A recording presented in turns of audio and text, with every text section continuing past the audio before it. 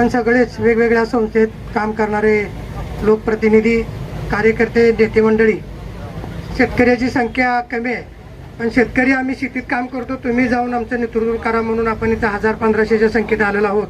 जर आमदार साहेबांनी हाक मारली तरी हा आकडा 10 ते 15 हजारावर जायला काही सुद्धा अडचण नाही. त्यामुळं शेतकरी तर नाहीत, मतदार नाहीत, पण शेतकऱ्याचे आपण नेते इथं सगळे उपस्थित आहोत. त्या सर्वांचंच मनापासून स्वागत करतो. आणि आत्ता जो आपण ज्या विषयावरती इथं एकत्र जमलो आहोत, जुन्या काळातलं महाराष्ट्र राज्य विद्युत मंडळ आणि आता सध्याच्या 3 कंपनीमध्ये विभाजन झालेलं वीज वितरण कंपनी, ह्या कंपनीच्या बाबतीत एवढीच आमची तक्रार आहे की तुम्ही 24 तासाचं लाईट बिल आकारताय आणि 8 तासावरती लाईट आणताय. म्हणजे इथंच आमच्या 16 तासाला तुम्ही ब्रेक लावला आणि आत्ताही राहिलेल्या 8 तासामधून तुम्ही 6 तासाला ब्रेक लावला आणि 2 तासाला लाईट देताय. त्याच्यातही तुमचा एजंट असेल, खाजगी कंपनी असेल किंवा स्वतः तुमचा वायरमन, लाईनमन, शाखा अभियंता, उपकार्यकारी अभियंता, कार्यकारी अभियंता किंवा अध्यक्षक अभियंता, त्याच्यात तुम्ही कपट कारस्थान असं करताय. काहीचं क्षेत्र नदीकाठावर आहे, काहीचं क्षेत्र वड्याच्या काठावरती आहे, काहीचं क्षेत्र बोरवरती आहे, काहीचं क्षेत्र तळ्यावरती आहे. अशा लोकांचा विचार न करता नदीचं पाणी टिकावं, बंधाऱ्यातलं पाणी टिकावं म्हणून त्या बोरवाल्याच्या, विहीरवाल्याच्या सुद्धा तुम्ही मोटरा उलट्या फिरवताय. त्याच्यामुळे कधी स्टार्टर खराब होतोय, मेनशूज खराब होतोय आणि मोटरी जाळायचं सुद्धा तुम्ही उलटा सप्लाय देताय. हे काय आम्ही तुमचं यवन फार्म भरून गिरीतसर गिरायक आहे? तुम्ही काय वीज वितरण कंपनीचे अधिकारी? हे काय कपटी रावण नाही. आम्हाला अशी कपटपणाची वागणूक देऊन एकदा मोटर उलटी फिरवणं, एकदा एक फ्यूज देणं, 2 फ्यूज न देणं, त्याच्यामुळं मोटरी जळणं आणि हे आमचं लाखोचं नुकसान होत असताना विठ्ठल कारखाना बंद पडला. आबांनी 10 दिवसातलं त्याच्यावरती मंत्र मानला, ते कारखाना सुराला लावला आणि त्याच कारखान्याच्या बाबतीत जो ऊस गळीत होतोय त्या ऊसाच्या बाबतीत सुद्धा आपल्या देशाचे लाडके पंतप्रधान नरेंद्र मोदी साहेब आणि आपल्या राज्याचे लाडके मुख्यमंत्री देवेंद्र फडणवीस साहेब यांच्या पुढे 2 प्रश्न उपस्थित करायला लागलेत. का बरं तुम्ही आमच्या शेतात लहानपणी असताना आम्हाला खाऊ देणं आहे? त्यामुळं 1-2 विनंत्या या दोन्ही CM आणि PM साहेबांकडे करायच्या आहेत. आमच्या शेती पिकाचं तुम्ही बाजारभाव देतच नाही. 1 लाख रुपये शेतीला खर्च केला तर त्याची 12,000ची पट्टी येते. या आम्ही ती सोसत आलेलो आहे.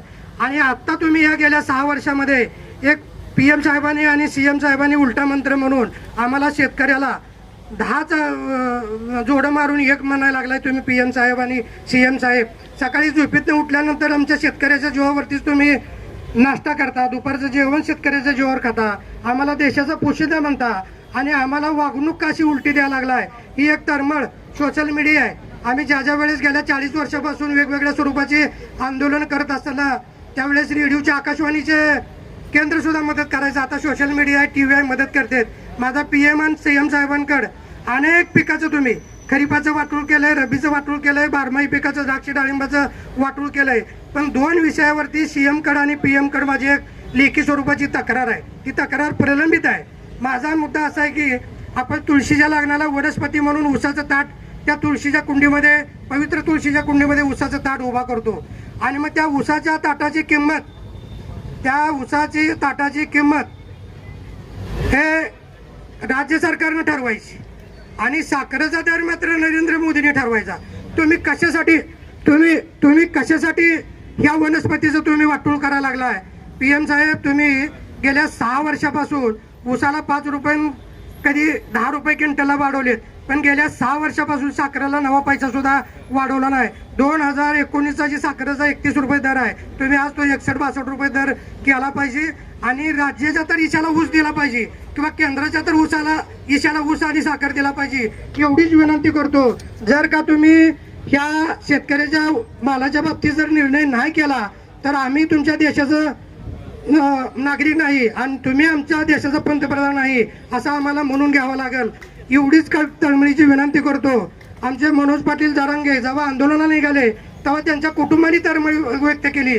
तशीच कालच्याच वेळामध्ये महाजन साहेब आलते उपोषण सोडायला. रविकांत तुपकर काय त्या मुक्ताईच्या भूमिकेत रविकांत तुपकरच्या आईनं तळतळाट दिला राज्याला आणि देशाला. तो तळतळाट तुम्हाला मोदी साहेब आणि फडणवीस साहेब लागल्याशिवाय राहणार नाही. तुम्ही शेती पिकाकड दर आहेत ते आमच्या पदरात बांधणारे ते दर दुपटीवरती करा. तरच तुम्ही शेतकऱ्याचा आणि शेतकरी तुमचा आहे. नाहीतर तुम्ही आमचं कोण नव्हं आम्ही तुमचं कोण नव्हं अशा भाषेत आम्हाला शेतकऱ्याच्या बाबतीत ह्याच्यापेक्षाही उग्र स्वरूपाची आंदोलनं करावं लागतील. ती वेळ आणू नका एवढीच विनंती करतो आणि थांबतो. जय हिंद, जय महाराष्ट्र, जय जवान, जय किसान. ताज्या घडामोडी जाणून घेण्यासाठी शिवशाही न्यूज यूट्यूब चॅनलला सबस्क्राईब करा. आपण हा व्हिडिओ फेसबुकवर पाहत असाल तर फेसबुक पेज फॉलो करा आणि शिवशाही न्यूज.com या आपल्या वेबसाईटलाही भेट द्या.